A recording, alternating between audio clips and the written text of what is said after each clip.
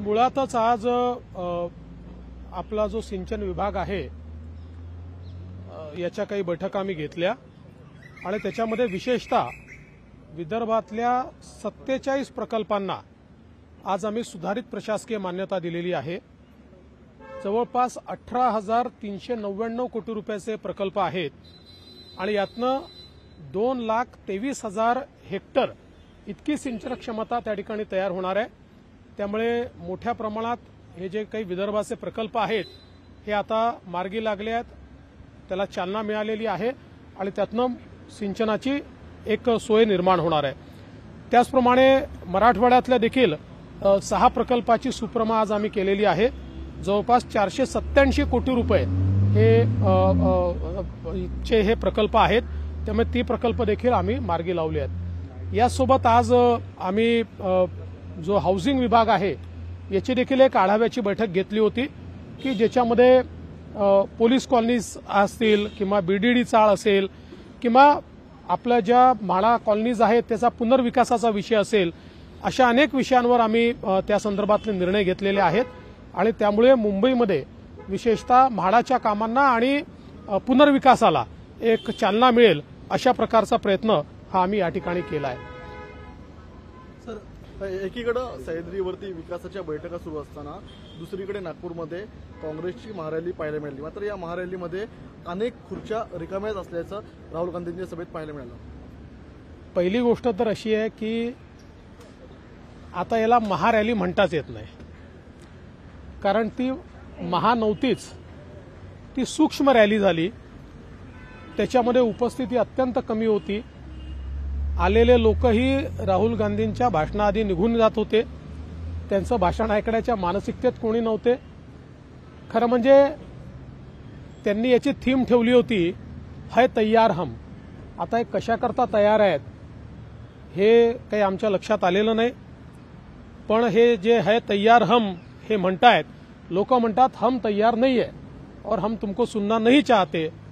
पण मला एका गोष्टीचं आश्चर्य वाटलं, या देशामध्ये अनेक आमचे शूर राजे आणि राजघराणे यांनी इंग्रजांशी संघर्ष केला, अनेकांनी आपलं स्वत्व टिकवून ठेवलं आणि आज राहुल गांधी सरसकट असं म्हणाले की देशातल्या राजांनी इंग्रजांशी साठगाठ केली होती। अशा प्रकारे या राजघराण्यांचा अपमान करणं हे अतिशय चुकीचं आहे आणि मला असं वाटतं की हे काही महाराष्ट्रात किंवा देशात कोणी सहन करणार नाही। उद्योगाच्या संदर्भामध्ये तुम्ही आकडेवारी सगळी जाहीर केली होती, तसं कारण की विरोधक टीका करतात या सगळ्या। पहिल्यांदा तर मला अतिशय आनंद आहे, मी मागच्याच वर्षी सांगितलं होतं की एफडीआय मध्ये पुन्हा महाराष्ट्र पहिल्या क्रमांकावर येईल।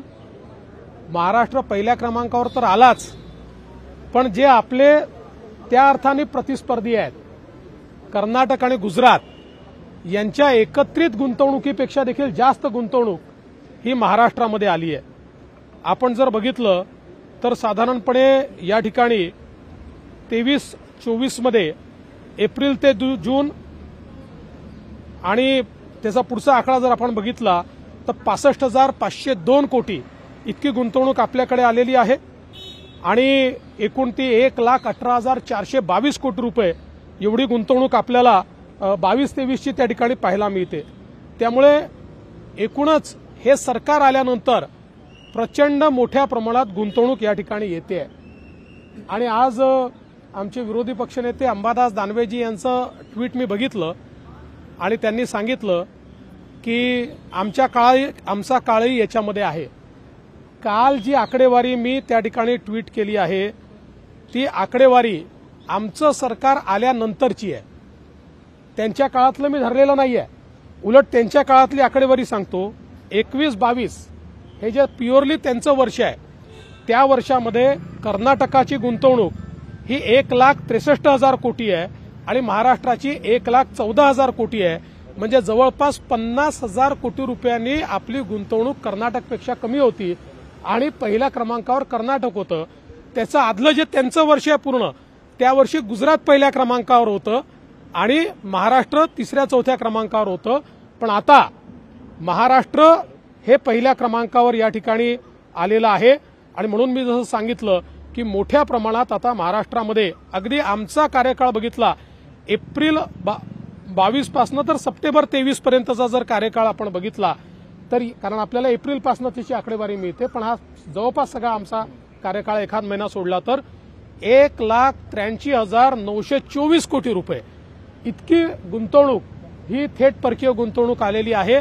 त्यामुळे महाराष्ट्राने पुन्हा एकदा थेट परकीय गुंतवणुकीमध्ये आपला पहिला क्रमांक जो मी मुख्यमंत्री असताना होता आणि जो उद्धवजींच्या काळात गेला होता तो पुन्हा प्राप्त केलेला आहे.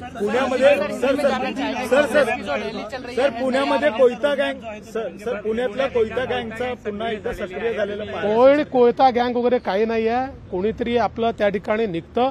या लोकांना आम्ही ठेचलं आणि ठेचणार आहोत. पोलिसांसमोर आदित्य ठाकरे यांनी ट्विट केलेलं आहे की 25 डिसेंबरची डेडलाईन होती, मात्र पंतप्रधानांची वेळ मिळत नाही म्हणून पुढे ढकललं जातं, महाराष्ट्राला अपमानित केलं जातं. पहिली गोष्ट तर ज्यांनी प्रकल्प डेड केले होते त्यांनी डेडलाईनबद्दल बोलू नये. जर त्यांच्या काळात योग्य प्रकारे प्रकल्प चालले असते तर वर्षभरापूर्वीच त्याचं उद्घाटन झालं असतं. आता सगळं झालेलं आहे. तारीखही जवळपास फायनलच आहे. मुख्यमंत्री तारीख घोषित करतील. मी तुम्हाला आज एवढंच सांगतो की लवकरच ट्रान्स हार्बर लिंक ज्याचं नाव अटल सेतू आहे त्याचं उद्घाटन होणार आहे.